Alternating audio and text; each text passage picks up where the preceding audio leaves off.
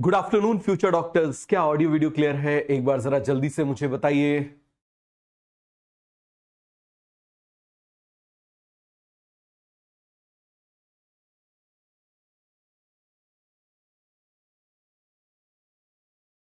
Good afternoon, good afternoon, good afternoon future doctors. क्या audio video clear है? एक बार जरा जल्दी से मुझे बताइए। Everything is clear. Bless you, bless you, bless you all. तो मुझे बताइए जरा, क्या ऑडियो वीडियो दोनों क्लियर है? Everything is clear.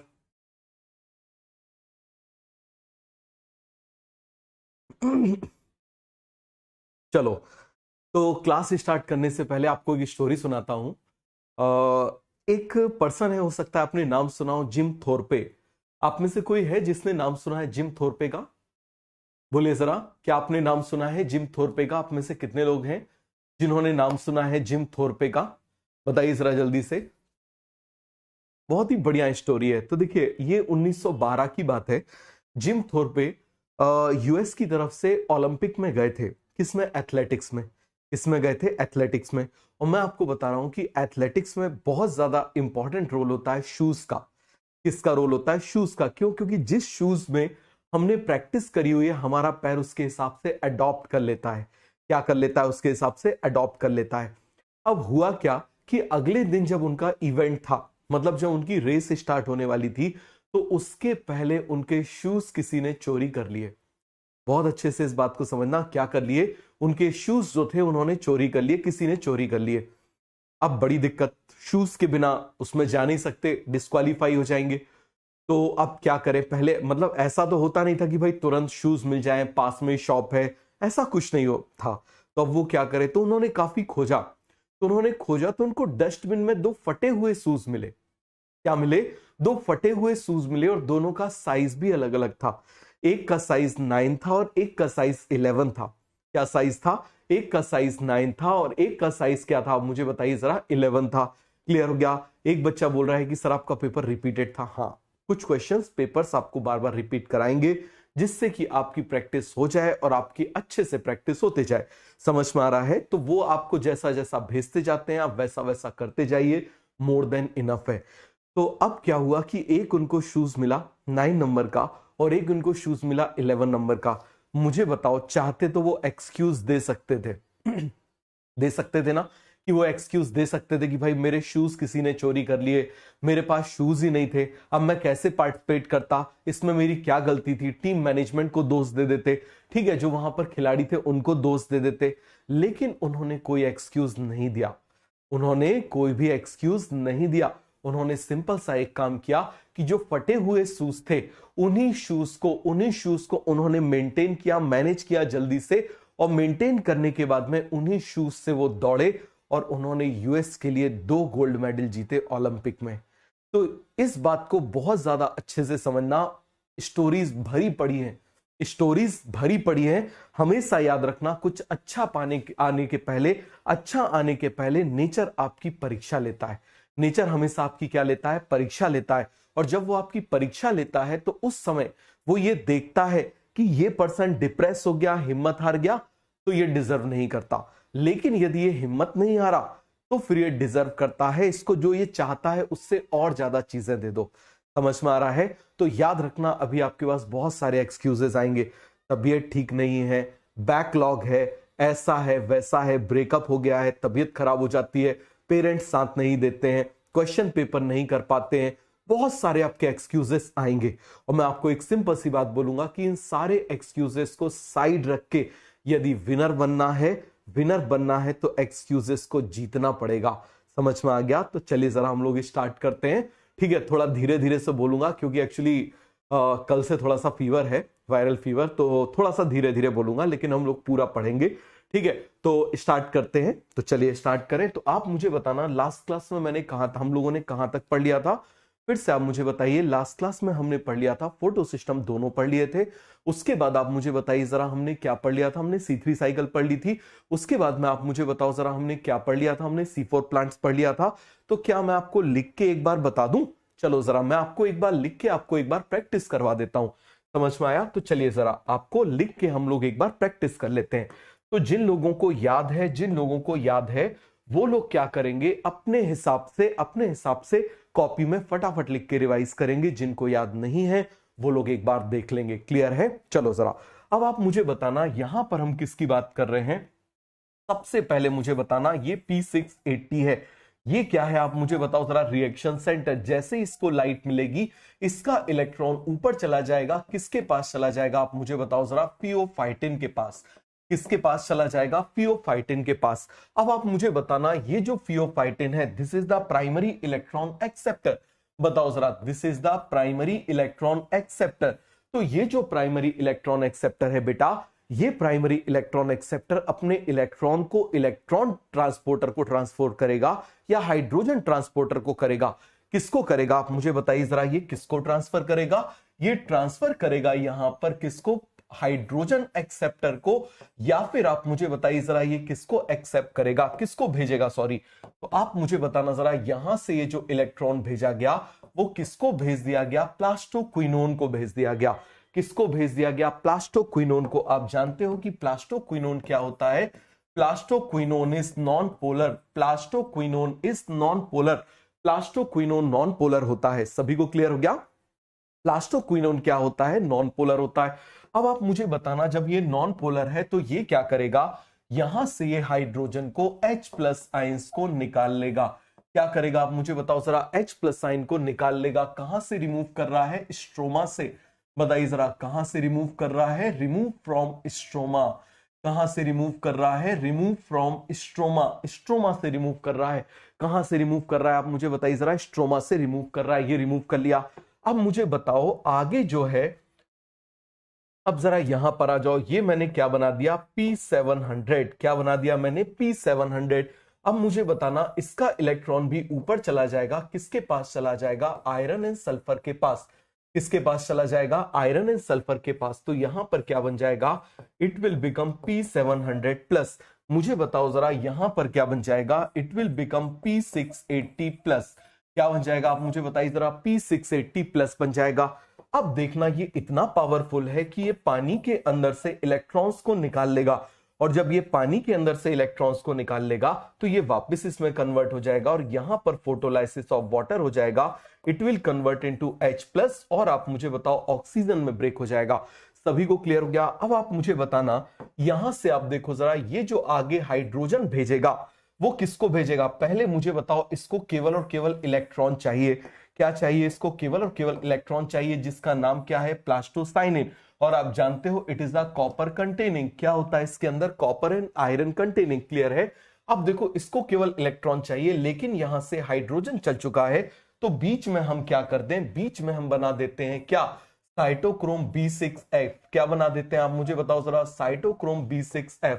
तो मुझे बताना जरा, इसमें से ये जो हाइड्रोजन को लिया है उस हाइड्रोजन को यहां डंप कर देंगे, और मुझे बताना जरा आगे किसको ट्रांसफर कर दिया जाएगा? आगे ट्रांसफर कर दिया जाएगा इलेक्ट्रॉन को। क्लियर हो गया? तो जैसे ये इलेक्ट्रॉन यहां पर आएगा, it will convert into this one. हो गया पूरा क्लियर? अब आप मुझे बताना यहां से किसको भेज देंगे? फेरिडॉक्सिन को। फेरिडॉक्सिन से आप मुझे बताओ कौन कलेक्ट कर लेगा? FNR। कौन कलेक्ट कर लेगा? FNR इससे कलेक्ट कर लेगा, और कलेक्ट करके किसको डिपॉजिट कर देगा आप मुझे बताओ जरा? किसको दे देगा? NADP रिडक्टेस को। किसको दे देगा? NADP रिडक्टेस को दे देगा। और आप मुझे बताओ, अगेन ये अकेला इलेक्ट्रॉन को एक्सेप्ट नहीं करता, तो ये प्रोटॉन को क्या कर लेगा? बाहर से ये प्रोटॉन को रिमूव कर लेगा। सभी को क्लियर हो गया? याद रखना मैंने आपको बार बार मैंने आपको बोला कि आप एक सब्जेक्ट को 10 साल तक भी आप पढ़ते जाओगे ना, तब भी जरूरी नहीं आपसे एग्जाम क्वालिफाई होगा, लेकिन यदि आपने उसको 10 बार पढ़ लिया तो आपका एग्जाम क्वालिफाई हो जाएगा। स्पीड में रिवाइज करो, रिवीजन कैसा करो? स्पीड में रिवीजन करो। समझ में आ रहा है? चलो जरा आगे बढ़ जाते हैं। तो ये सभी को कॉन्सेप्ट क्लियर हो गया? अब मुझे बताना, यदि मान लो ये वर्क नहीं कर रहा, यदि मान लो ये वर्क नहीं कर रहा, तो यहां से किसको ट्रांसफर कर देगा? फेरिडॉक्सिन को। और ये जो फेरिडॉक्सिन है अब इसको ट्रांसफर कर देगा और यहां से वापस ऐसा आ जाएगा। अगेन ये क्या रिमूव कर लेगा आप मुझे बताओ जरा? हाइड्रोजन, जिसको यहां डंप कर देगा। अब मुझे बताना, ये जो हाइड्रोजन यहां पर ली है, इस हाइड्रोजन से ये देखना जरा, ये जो हाइड्रोजन है यहां पर आप मुझे बताओ जरा, ये हाइड्रोजन यहां से मूव कर जाएगी F0 से, और मुझे बताओ जरा ये हाइड्रोजन भी यहां से F0 और F1 से मूव होगी।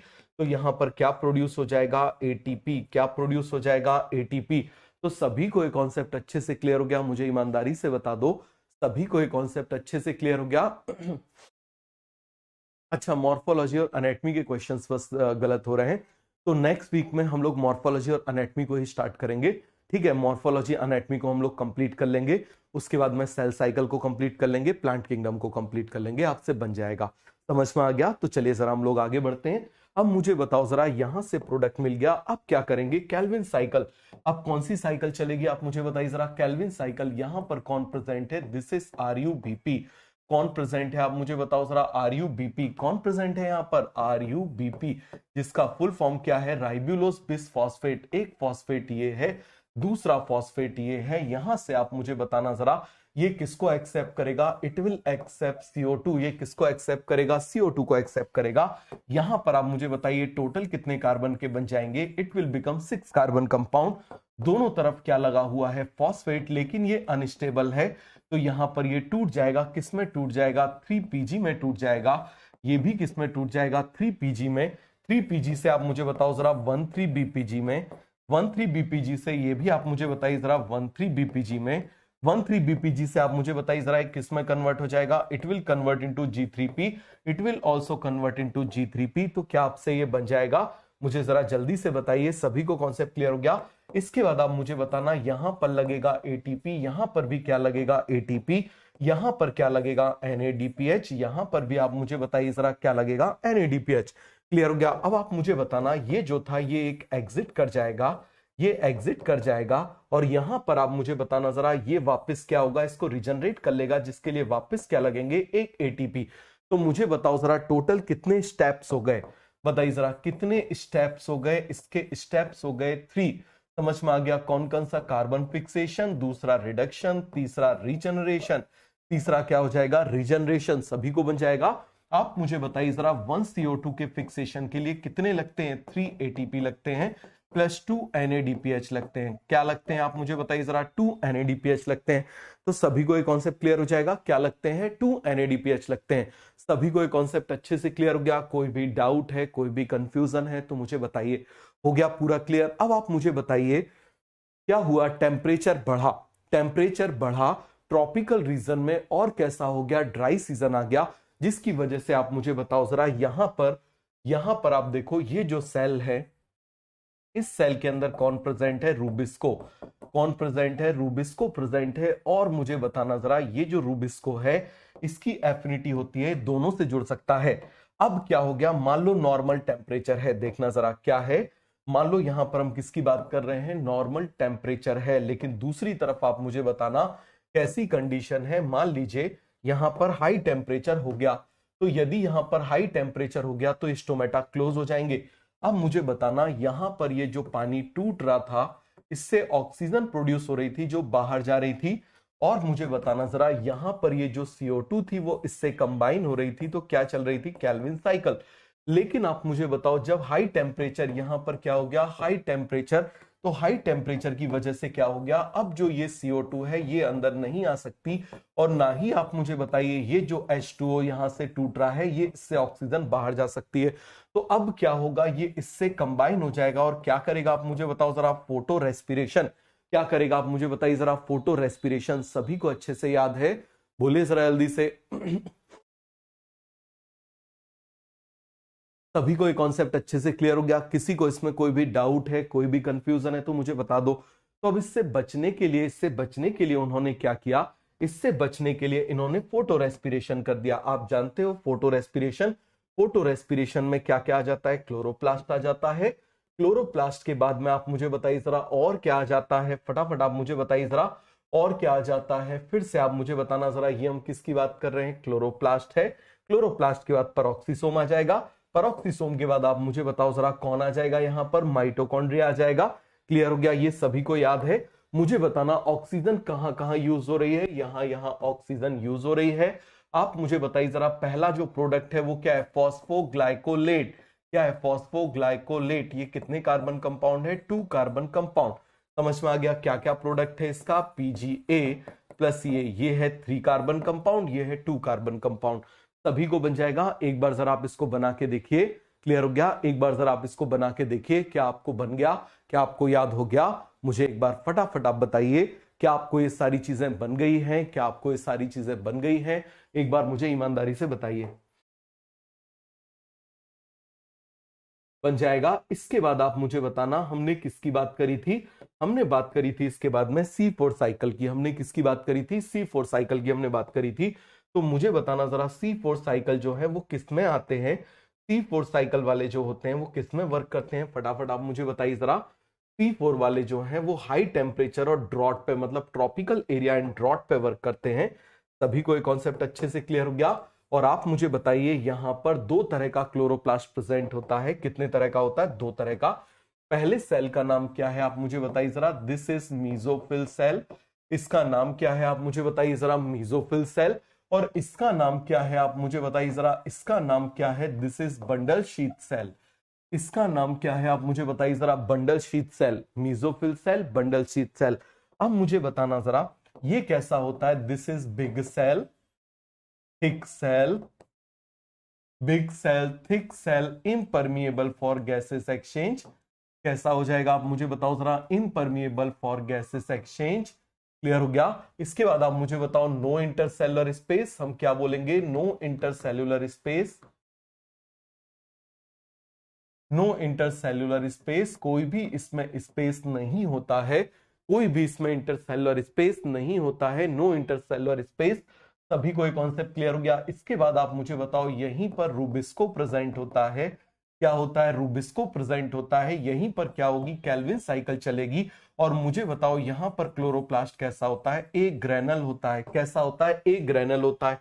अब मुझे बता देना जरा, यहां पर हम बात कर रहे हैं, ये कैसा होता है? यहां पर बताइए जरा, कौन प्रेजेंट होता है? पेप्केस प्रेजेंट होता है।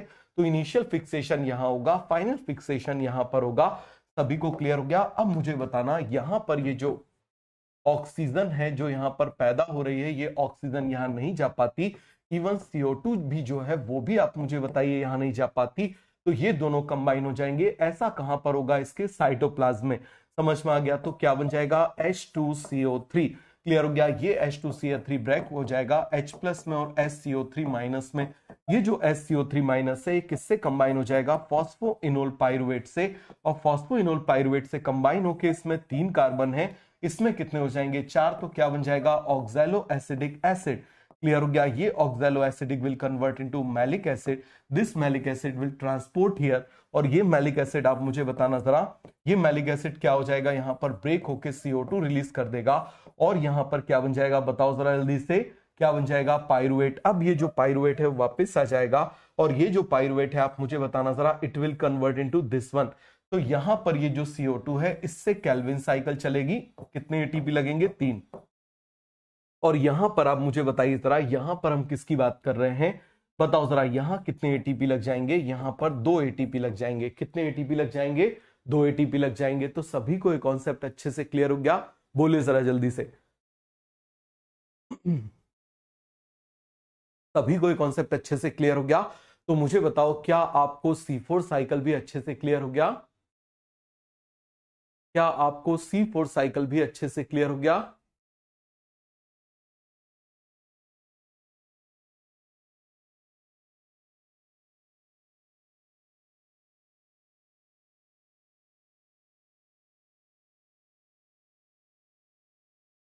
बन जाएगा? क्या हम आगे बढ़े?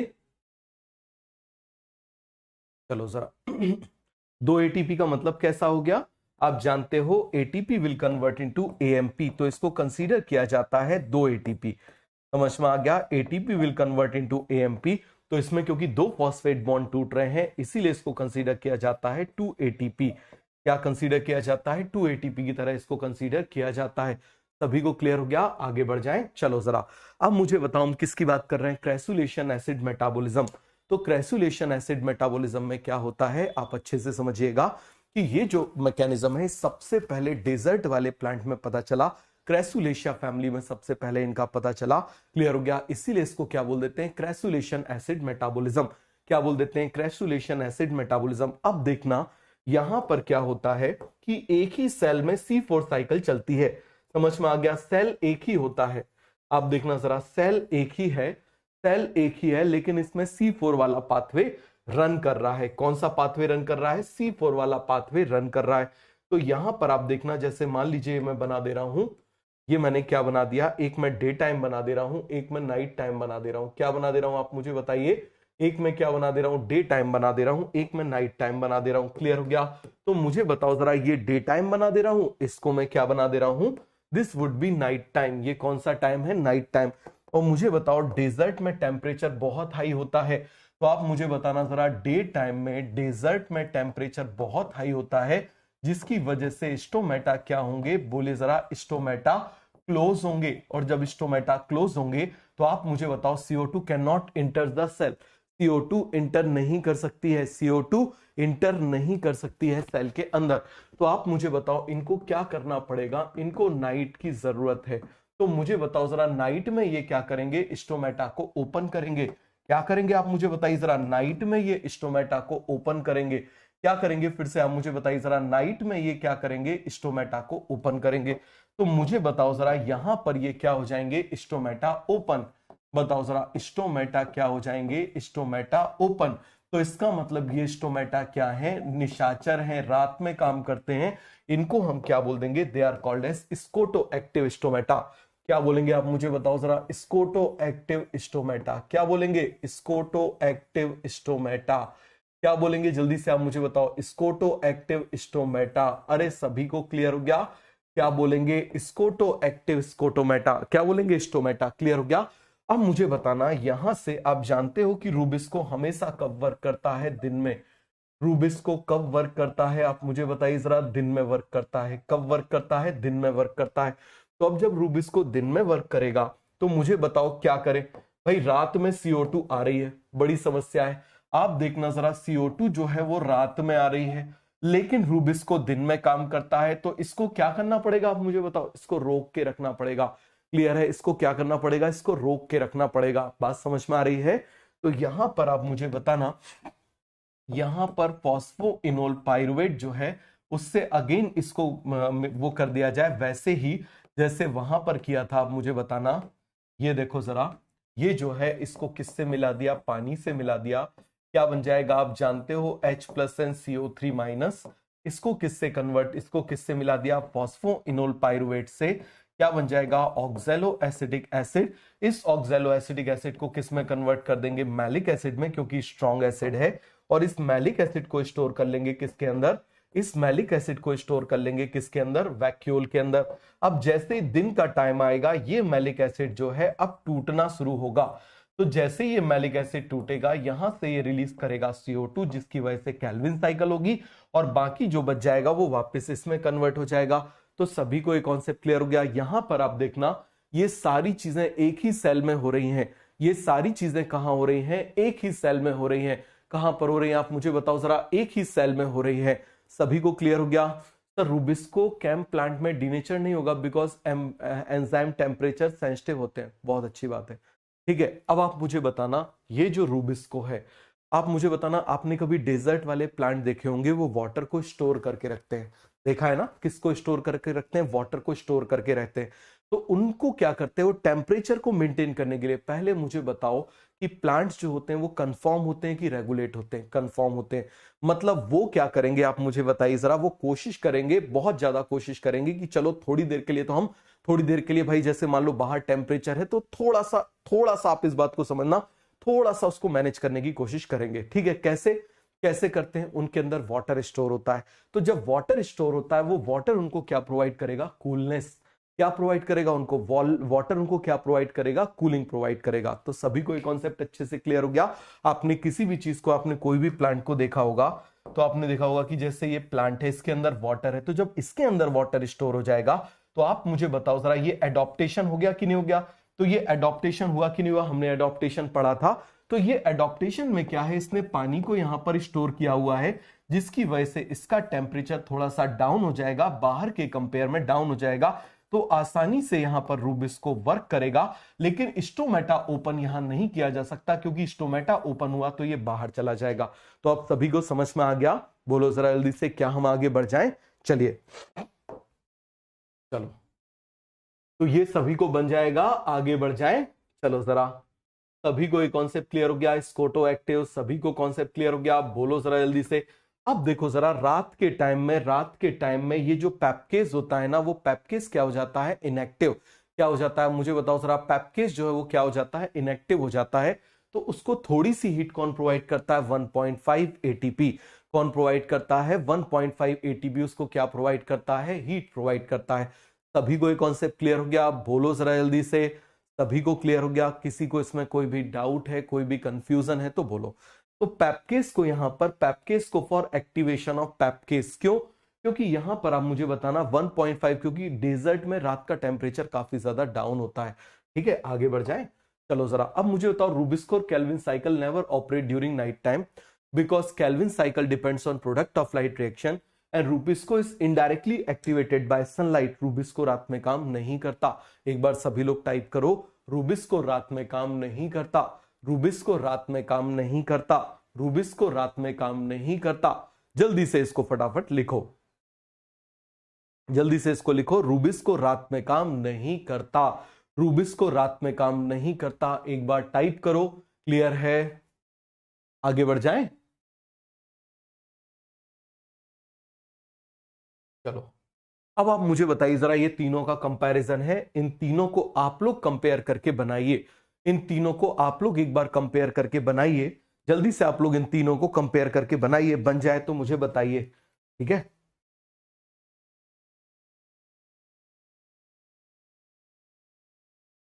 जल्दी से आप लोग इसको बनाइए, एक बार बनाइए। एक बार टाइप करिए, रूबिस्को रात में काम नहीं करता। रूबिस्को रात में काम नहीं करता। रूबिस्को रात में काम नहीं करता। और ये तीनों आपको बन जाएगा, तीनों आपको कंपेयर हो जाएगा। यहां पर सारी की सारी चीजें, सारी की सारी चीजें बेटा इसको बनाओ, क्योंकि यदि आप ये नहीं बनाओगे तो आगे जो इनके कंपैरिजन वाले क्वेश्चन है वो आपको नहीं बनेंगे। समझ में आ रहा है? वो कंपैरिजन वाले क्वेश्चन आपको कोई भी नहीं बनेंगे। तो ये आपसे बन जाएगा। फटाफट एक बार जरा इसको रिवाइज करके देखो। एक बार जरा इसको रिवाइज करके देखो। तो इसको देखो जरा, क्या आपसे ये बन रहा है? केवल एक ही जगह मोनोमॉर्फिक है, केवल एक ही जगह पर मोनोमॉर्फिक है, कि एक ही जगह पर डायमॉर्फिक है? केवल एक ही जगह पर डायमॉर्फिक है, बाकी सभी जगह पर मोनोमॉर्फिक है। एक मतलब मोनोमॉर्फिक का मतलब आप जानते हो। तो ये आपको बन जाएगा। आगे बढ़ जाएं। चलो जरा, यहां पर मीजोफिल मीजोफिल मीजोफिल क्लियर है? तो इन क्वेश्चंस को आप एक बार सॉल्व करो और इसमें से मुझे बताओ कौन सा क्वेश्चन आपसे नहीं बन रहा है। उस क्वेश्चन को मैं आपको बता देता हूं।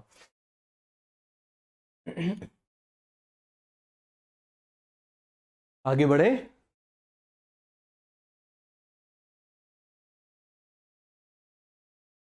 चलो, ये भी आपसे बन जाएगा। CO2 फिक्सेटिंग enzyme. याद रखना, याद रखना, फोटो रेस्पिरेशन सबसे ज्यादा किसमें होता है? C3 में, उसके बाद कैम में, और सबसे बिल्कुल नील किसमें होता है? इसमें। चलो, अब आप आ जाओ। हम किसकी बात कर रहे हैं? Law of limiting factor. हम किसकी बात कर रहे हैं? Law of limiting factor. तो मुझे एक सिंपल सी बात बताना, लॉ ऑफ लिमिटिंग फैक्टर क्या बताता है? मान लो यहां पर एक ब्रेड है, एक आलू है, एक चीज है, तो एक बर्गर बनेगा। क्या बनेगा? आप मुझे बताओ जरा। एक बर्गर बनेगा। यहां पर आप मुझे बताना, 5 ब्रेड है, 5 आलू है, 5 चीज है, तो मुझे बताओ जरा कितने बर्गर बनेंगे? 5। लेकिन मुझे बताओ, ये 5 है, ये 10 है, ये 15 है, तो ब्रेड कितने बनेंगे? 5। क्लियर है? लेकिन यदि इसको मैं, क्योंकि आप देखो यहां पर जो सबसे कम है वही डिसाइड कर रहा है, जो सबसे कम है वही यहां पर डिसाइड कर रहा है। तो मुझे बताना जरा, 5 से यदि 6 करेंगे तो यहां भी हो जाएगा, 6 से 8 करेंगे यहां भी हो जाएगा, 10 करेंगे यहां भी हो जाएगा, 11 करेंगे यहां भी हो जाएगा, 12 करेंगे यहां भी हो जाएगा, 14 करेंगे यहां पर भी हो जाएगा। हो जाएगा ऐसा? बताओ जरा, बोलो जरा। यहां पर 10 के बाद 11 किया तो क्या यहां 11 हो जाएगा? बोलो जरा। क्या 12 किया तो यहां पर 12 हो जाएगा? नहीं। आप देखो जरा, इससे यहां तक बढ़ाने पर, इससे यहां तक बढ़ाने पर आप देखो रेट ऑफ रिएक्शन चेंज होती जा रही है। लेकिन इसके बाद आगे बढ़ाया तो आप मुझे बताओ जरा, रेट ऑफ रिएक्शन पर कोई फर्क नहीं पड़ा, क्योंकि दूसरा फैक्टर लिमिटिंग हो गया। क्योंकि दूसरा फैक्टर आप मुझे बताइए जरा क्या हो गया? लिमिटिंग। तो यहां पर ब्लैकमैन ने एक फैक्टर, एक वो लॉ दिया, लॉ ऑफ लिमिटिंग फैक्टर। क्या दिया आप मुझे बताइए जरा? Law of limiting factor. क्या बोला उन्होंने? कि any reaction is controlled by more than one factor, if any chemical reaction is controlled by more than one factor, then rate of the reaction is determined by the factor which is nearest to its minimal value। मतलब जो सबसे कम के पास है वो decide करेगा। समझ में आ रहा है? जिसकी वैल्यू सबसे कम होगी वो यहां पर डिसाइड करेगा। क्लियर हो गया? तो अब देखो, जैसे हम 10 के बाद आगे जाएंगे, 10 के बाद हम आगे जाएंगे तो अब दूसरा फैक्टर क्या हो जाएगा, लिमिटिंग। क्या हो जाएगा मुझे बताना जरा, लिमिटिंग हो जाएगा। ये देखो जरा, जैसे आप देखना, इनिशियली आप मुझे बताओ नंबर ऑफ ब्रेड को बढ़ाते जा रहे हैं 10 तक, तो नंबर ऑफ बर्गर बढ़ते जा रहे हैं, because number of bread are limiting. लेकिन आप देखो जरा, जैसे हमने 10 को क्रॉस कर दिया तो अब आप कितने भी ब्रेड को बढ़ा दोगे, बर्गर का नंबर चेंज नहीं होगा, क्योंकि दूसरा फैक्टर आप मुझे बताइए लिमिटिंग हो गया है। दूसरा फैक्टर लिमिटिंग हो गया है। एक बार इस डायग्राम को बनाइए और मुझे बताइए कि क्या आपको यह समझ में आ गया।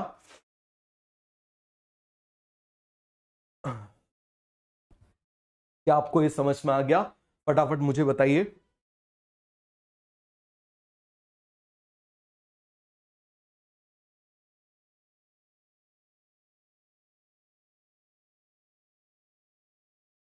आगे बढ़े, चलो अब मुझे बताऊं किसकी बात कर रहे हैं, लॉ ऑफ लिमिटिंग फैक्टर। एक बार जरा इसको पढ़ लो, मैंने आपको सब बता दिया। एक बार जरा आप इसको पढ़ लो, एक बार जरा आप इसको पढ़ लो,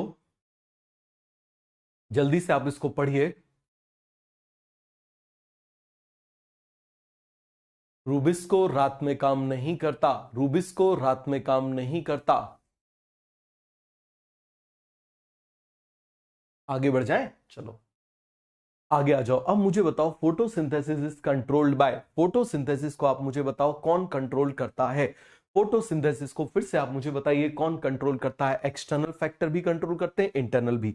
मुझे बताओ एक्सटर्नल फैक्टर में क्या क्या हो जाएगा। सबसे पहले सनलाइट, फिर CO2, फिर वाटर, फिर टेम्परेचर, फिर ऑक्सीजन। समझ में आ गया? आप मुझे बताओ क्या रात में फोटोसिंथेसिस हो सकती है? नहीं। और क्या प्लांट खुद ही सनलाइट को पैदा करता है? नहीं। तो ये एक्सटर्नल फैक्टर हुआ। अब मुझे बताना CO2, तो CO2 भी आप मुझे बताइए। मैक्सिमम CO2 तो प्लांट को बाहर से मिलती है, तो इसका मतलब ये भी क्या हो गया, एक्सटर्नल फैक्टर हो गया।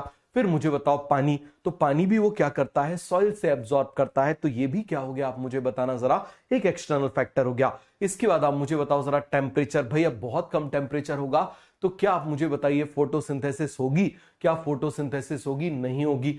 फिर आप मुझे बताइए हम किसकी बात कर रहे हैं, ऑक्सीजन की बात कर रहे हैं। किसकी बात कर रहे हैं? ऑक्सीजन की बात कर रहे हैं।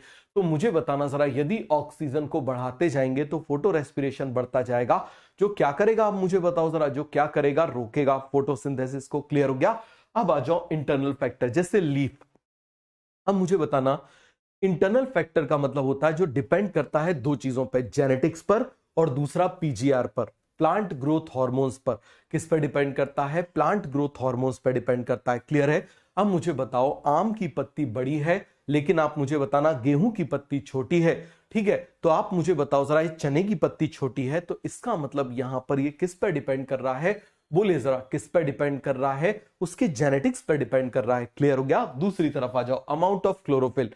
अब मुझे बताना जरा, यदि अब छोटी लीफ है तो कम क्लोरोफिल होगा, ज्यादा है तो ज्यादा होगा।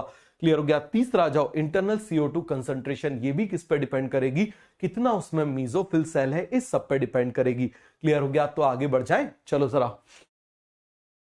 अब मुझे बताओ, internal factor depends on genetics and growth. किस पर डिपेंड करता है? Genetics and growth. ये देखो जरा, यहां पर ये इमली है और यहां पर आम है, तो मुझे बताओ, इमली की पत्तियां छोटी छोटी होती हैं, आम की बड़ी बड़ी होती हैं, जेनेटिक्स पर डिपेंड कर रही हैं। अब ग्रोथ पर भी डिपेंड करेंगी, मतलब PGR पर डिपेंड करेंगी।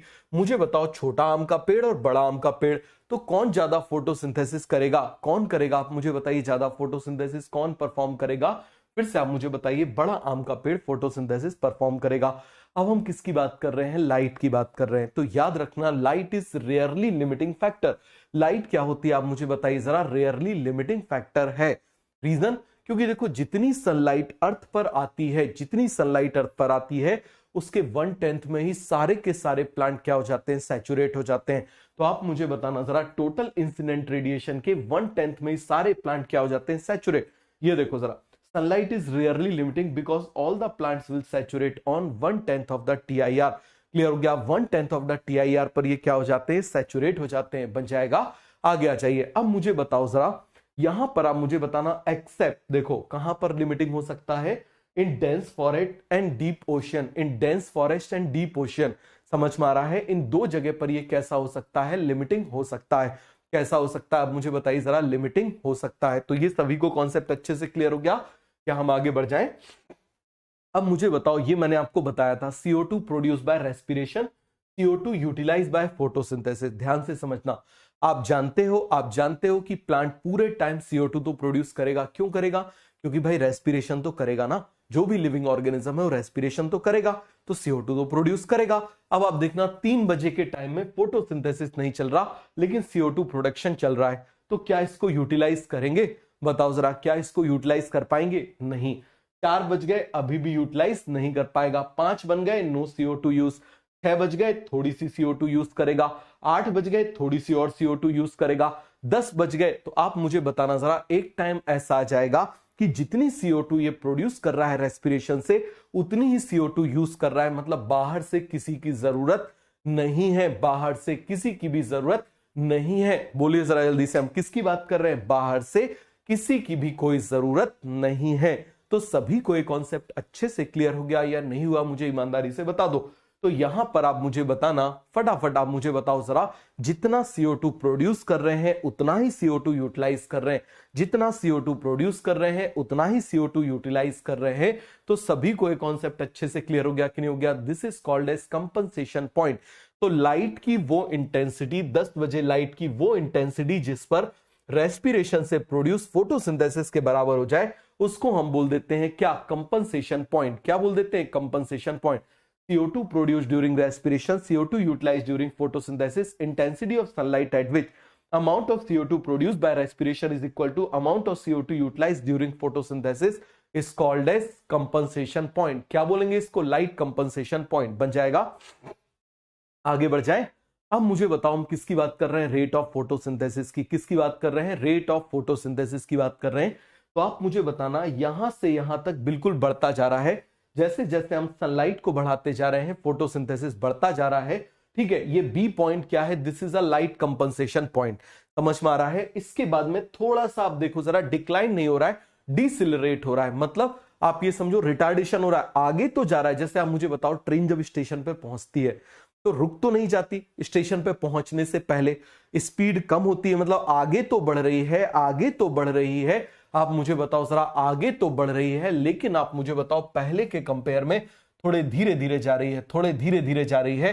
क्लियर हो गया? इसको बोल देंगे लाइट सैचुरेशन पॉइंट, क्योंकि यहां पर स्टोमेटा क्लोज हो गए। और ज्यादा यदि लाइट बढ़ा दोगे तो यहां पर लीफ डैमेज हो जाएगी। तो सभी को ये समझ में आ गया? बोलो जरा जल्दी से, किसी को इसमें कोई भी डाउट है, कोई भी कंफ्यूजन है तो बोलिए, बोलो जरा। सभी को कॉन्सेप्ट अच्छे से क्लियर हो गया?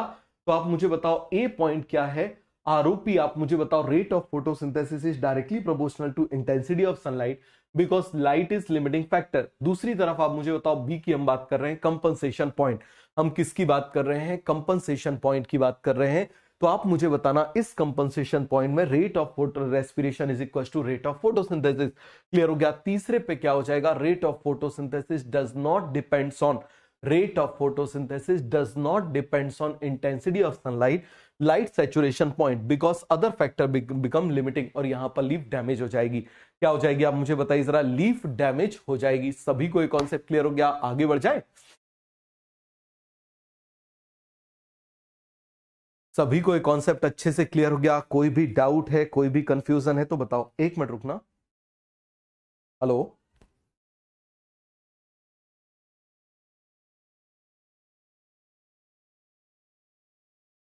एक मिनट रुकना बेटा, BM जो है उनका फोन आ रहा है।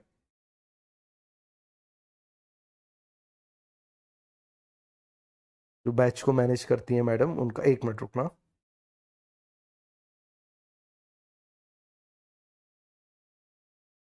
स्लाइड मैप के लिए, ओके, स्लाइड मैप कर देता हूं ऑन।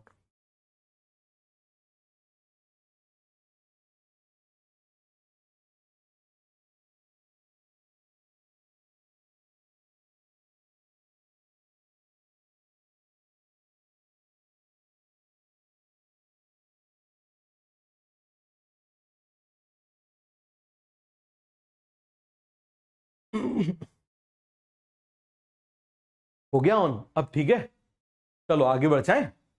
हाँ, स्लाइड मैप के लिए ही था। चलिए ठीक है, तो ये सभी को समझ में आ गया, सारे पॉइंट आपको क्लियर हो गए। अब मुझे बताओ जरा, यहां तक एकदम से क्यों बढ़ गया? क्योंकि आप मुझे बताओ, बाहर से किसी की जरूरत नहीं है, बाहर से किसी की जरूरत नहीं है। क्लियर हो गया? आगे बढ़ जाए। चलो जरा, अब मुझे बताओ जरा, light compensation point, intensity of sunlight at which R is equal to P। Clear हो गया? हम किसकी बात कर रहे हैं? R is equal to P। Clear हो गया? तो आप मुझे बताओ सनलाइट की वो इंटेंसिटी जिस पर रेस्पिरेशन फोटोसिंथेसिस के इक्वल हो जाए उसको लाइट कंपनसेशन बोलेंगे, लेकिन सैचुरेशन किसको बोलेंगे? वो इंटेंसिटी जिस पर अब फोटोसिंथेसिस, आप मुझे बताओ जरा, फोटोसिंथेसिस अब आगे इंक्रीज इंटेंसिटी पर डिपेंड नहीं कर रहा है। समझ में आ गया? तो क्या हम आगे बढ़ जाएं? क्लियर हो गया? आगे आ जाओ। अब आ जाओ, किसकी बात कर रहे हैं? CO2। याद रखना, इसके ऊपर से आपको इस साल क्वेश्चन मिल सकता है। CO2 is the major limiting factor. हम किसकी बात कर रहे हैं? CO2 is the major limiting factor. Clear हो गया? बोलो जरा, हम किसकी बात कर रहे हैं? फटाफट आप मुझे बताना। CO2 की बात कर रहे हैं। तो CO2 क्या है आप मुझे बताइए जरा। CO2 is the major limiting factor. Reason, क्योंकि जो प्रेजेंट अवेलेबिलिटी है वो कम है। समझ में आ रहा है? जो प्रेजेंट अवेलेबिलिटी है वो CO2 की एटमॉस्फेयर में कम है। कितनी कम है आप मुझे बताइए जरा? 0.03 से 0.04%। अब यदि इसको हम ppm में कन्वर्ट करें, यदि हम इसको ppm में कन्वर्ट करेंगे तो ये हो जाएगा 300 ppm और 400 ppm। समझ में आ गया? अब मुझे बताओ C3 और C4, हम किसकी बात कर रहे हैं? C3 और C4। क्लियर हो गया? फटाफट आप मुझे बताना, हम किसकी बात कर रहे हैं? C3 एंड C4 की बात कर रहे हैं। तो मुझे बताओ C3 का सैचुरेशन पॉइंट होता है 450, 4 का होता है 360। जरा एक बार इसको सभी लोग ऐसे लिखो, तो आप मुझे बताना हम किसकी बात कर रहे हैं? C3। तो C3 का आप मुझे बताइए जरा, सैचुरेशन पॉइंट होता है 450 ppm, और C4 का आप मुझे बताइए जरा कितना होता है? 360 ppm। तो आप देखो जरा, 4 का होता है 3 और 3 का होता है 4, 4 का होता है 3 और 3 का होता है 4, 4 का होता है 3 और 3 का होता है 4। बोलो जरा जल्दी से, हम किसकी बात कर रहे हैं? 3 का होता है 4 और 4 का होता है 3। तो सभी को एक कॉन्सेप्ट अच्छे से क्लियर हो गया? फिर से आप मुझे बताइए जरा, 3 का क्या होता है? आप मुझे बताइए जरा, 450। क्लियर हो गया? और C4 का कितना होता है? आप मुझे बताओ जरा, 360। इसको 5 बार लिखो जरा। अभी आप लोग इसको एक बार टाइप करो, इसको टाइप करो अपनी कॉपी में, इसको 5 बार लिखो, बहुत ज्यादा इंपॉर्टेंट है। क्लियर हो गया? तो अब मुझे बताना जरा, जो प्रेजेंट अवेलेबिलिटी है वो किसके लिए सफिशियंट है? इसके लिए सफिशियंट है, लेकिन इसके लिए आप मुझे बताओ जरा कम है। क्लियर हो गया? Present availability of CO2 is sufficient for C4 plant, but present availability is limiting for C3 plants. Clear हो गया? By increasing concentration of CO2, both C3 and C4 plants show increase in their productivity up to 360 ppm। तो आप देखो, यदि हम zero से, आप समझना जरा, जीरो से यदि हम जा रहे हैं 360 तक जा रहे हैं, जीरो से आप मुझे बताओ जरा 450 तक जा रहे हैं, तो ये इंक्रीज प्रोडक्टिविटी शो करेगा C4, ये इंक्रीज प्रोडक्टिविटी शो करेगा C3। मतलब दोनों में आप मुझे बताओ जरा, बढ़ाते जाओ तो प्रोडक्टिविटी बढ़ेगी। लेकिन आप देखना जरा, अप टू 450 ppm, लेकिन 360 के बाद ये सैचुरेट हो जाएंगे, 450 के बाद ये सैचुरेट हो जाएंगे। तो सभी को ये कॉन्सेप्ट अच्छे से क्लियर हो गया? क्या हम आगे बढ़ जाएं? एक बार जरा इसको जल्दी से रीड करिए, एक बार इसको रीड करिए। Beyond this concentration CO2 shows damaging effect on leaf due to formation of excess acid. आप जानते हो कि CO2 पानी के साथ कंबाइन हो जाता है और क्या बना लेता है? बताइए जरा, H2CO3 बना लेता है। क्या बना लेता है? H2CO3 बना लेता है। तो सभी को ये कॉन्सेप्ट क्लियर हो गया? क्या बना लेता है? H2CO3 बना लेता है। तो सभी को ये चीज अच्छे से क्लियर हो गई या नहीं हुई? ईमानदारी से मुझे बताइए, क्या ये सभी को अच्छे से क्लियर हो गया? किसी को इसमें कोई भी डाउट है, कोई भी कंफ्यूजन है? बताओ। CO2 is a greenhouse gas. By increasing concentration of greenhouse gas, significant productivity rise in C3 plants. That's why these plants are called as greenhouse gases. समझ में आ गया? इसके बाद का बेटा वेडनेसडे को पढ़ लेंगे। समझ में आ गया? वेडनेसडे को एक क्लास ले लूंगा, उसमें पढ़ लेंगे, क्योंकि अब बोला नहीं जा रहा मुझसे। ठीक है, थोड़ा सा तेज फीवर है तो अब बोला नहीं जा रहा। अपन इसको पढ़ लेंगे, वेडनेसडे को पढ़ लेंगे। जितना मैंने आपको बोला है उतना तो कर ही लेंगे। ठीक है, उतना बढ़िया से हो जाएगा। तो मिलते हैं फिर वेडनेसडे को, मिलते हैं। ठीक है, वेडनेसडे को या फिर मतलब ट्यूसडे को, ट्यूसडे वेडनेसडे हुआ तो ट्यूसडे वेडनेसडे दोनों दिन क्लास ले लेंगे। ठीक है, किसको ले लेंगे? Tuesday Wednesday. मंडे को तो शायद अपना फेस्टिवल है ना, इसी वजह से तो देख लेंगे। जिस दिन फेस्टिवल नहीं मनाया जाता बाकी सभी जगह, तो ट्यूसडे वेडनेसडे से क्लास ले लेंगे। ठीक है, क्योंकि अभी अब बोला नहीं जा रहा, पूरा हालत बैंड हो रही है। ठीक है, तो चलो फिर मिलते हैं नेक्स्ट क्लास में, मिलते हैं। तो चलो ठीक है, okay, bye bye, thank you.